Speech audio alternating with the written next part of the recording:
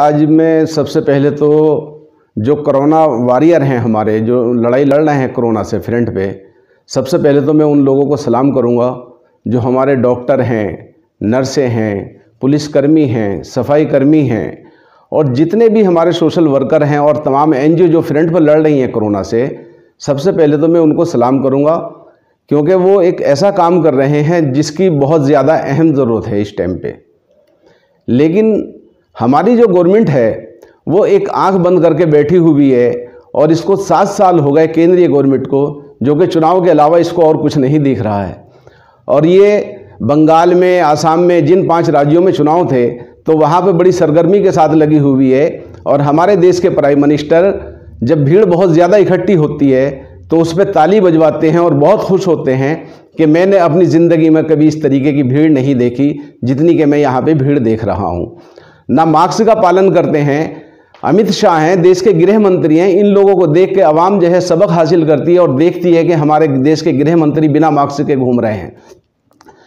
तो ये एक बड़ी सोचने का विषय है कि देश के गृह मंत्री और देश के प्राइम मिनिस्टर जो हैं सिर्फ रैलियों में लगे हुए हैं और देश के अंदर इतना बुरा हाल है कि आज आवाम जो है सिर्फ ऑक्सीजन के लिए सड़कों पे जान दे रही है और तड़प रहे हैं। बहुत बुरा हाल है। मैं भी कई हॉस्पिटलों में गया और जाके मैंने देखा कि कितना बुरा हाल है। तो इन्होंने एक मुद्दा बनाया था ताकि मुसलमानों को इससे जोड़ दिया जाए कि ये कोरोना बम है, ये जिहादी बम है, ये दुनिया भर के बम हैं।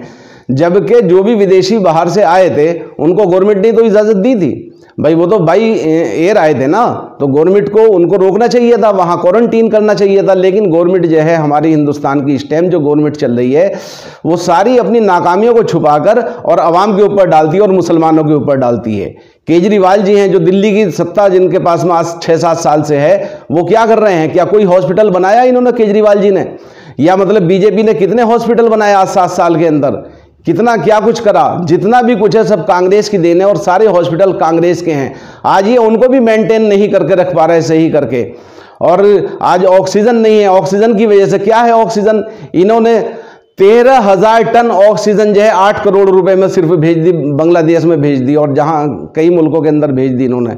और यहाँ पे हमारे देश के वासी आज ऑक्सीजन के लिए तड़प रहे हैं और सड़कों पे जान दे रहे हैं। तो ये बहुत बैड गवर्नमेंट चल रही है, एकदम फेल गवर्नमेंट है। चाहे वो केजरीवाल हो, चाहे नरेंद्र मोदी हो, सेंटर गवर्नमेंट हो, बिल्कुल एकदम फेल गवर्नमेंट है। इन्होंने हिंदुस्तान को बिल्कुल एकदम बदहाल कर दिया।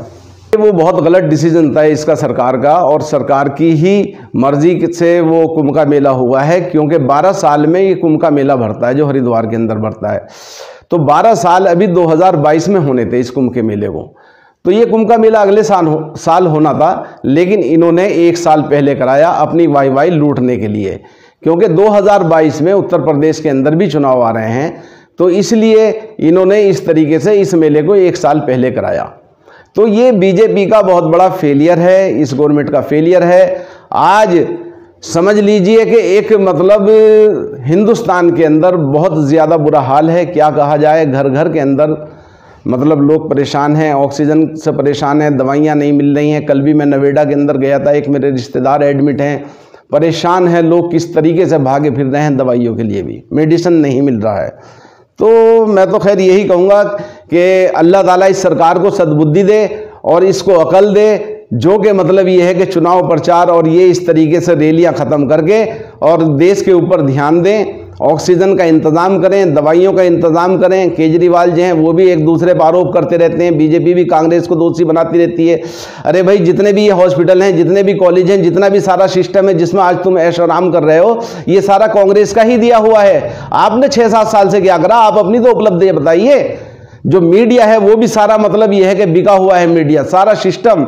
चुनाव आयोग बिल्कुल आंख बंद करके बैठा हुआ है। चुनाव आयोग को नहीं दिख रहा कि किस तरीके से बंगाल में, आसाम में रैलियां हो रही हैं और मास्क नहीं लगाया जा रहा, और किस कदर से मतलब क्राउड को देखकर मोदी जी गदगद होते हैं कि वाह, मैंने तो अपनी जिंदगी में कभी इतनी भीड़ ही नहीं देखी। तो क्या वहां पे और रात को आके ऐलान कर देते हैं कि 2 गज की दूरी मास्क से है जरूरी। तो इस चीज़ को प्राइम मिनिस्टर को सोचना होगा और समझना होगा। देखिए ये देश जो है ये बड़ी मेहनतों के साथ, बड़ी मतलब ये है कि इसमें लोगों की कुर्बानियां हैं जब ये इस नतीजे पर पहुंचा है। और इतनी हमारे यहाँ सुविधाएं और फैसिलिटी थी, लेकिन इन्होंने 6-7 साल से सारी फैसिलिटियों को तहस नहस कर दिया है। नई कोई फैसिलिटी इन्होंने हॉस्पिटल की या किसी भी उसकी नहीं करी। वरना तो दिल्ली के अंदर कितने स्टेडियम खाली पड़े हुए हैं, क्यों नहीं उनको मतलब ये है कि हॉस्पिटल में तब्दील करा जा रहा।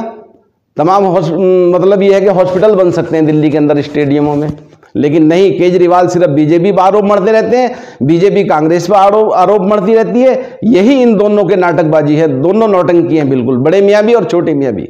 मस्जिदों के अंदर हम ऐलान भी करा रहे हैं, बाकायदा डीएम के यहाँ मीटिंग हुई थी, उसमें भी हम गए थे और मस्जिदों के अंदर इमाम साहब से भी बोल रखा है। और हमारी भी सबसे ये गुजारिश है, हाथ जोड़ के गुजारिश है अपने मुस्लिम भाइयों से कि मास्क लगाएं और सोशल डिस्टेंसिंग का पालन करें, ईद को बड़ी सादगी के साथ मनाएं, अपनों का ख्याल रखें, अपना ख्याल रखें, देशवासियों का ख्याल रखें। और देखिए ईद और दिवाली सब आते रहेंगे, अगर ज़िंदगी रहेगी तो ये सब त्यौहार आते रहेंगे। इसलिए मेरी आप सबसे गुजारिश है कि ईद को सादगी के साथ मनाएं और अपने घरों के अंदर ईद की नमाज़ पढ़ें और मस्जिदों में जाने का एहतमाम बहुत कम कर दें। कम से कम मस्जिदों के अंदर जाएं और अपने घरों के अंदर नमाज़ पढ़ें, अपना और अपनों का ख्याल रखें, मास्क ज़रूर लगाएं। हमारे पास इसके अलावा और कोई विकल्प नहीं है। शुक्रिया, अस्सलाम वालेकुम।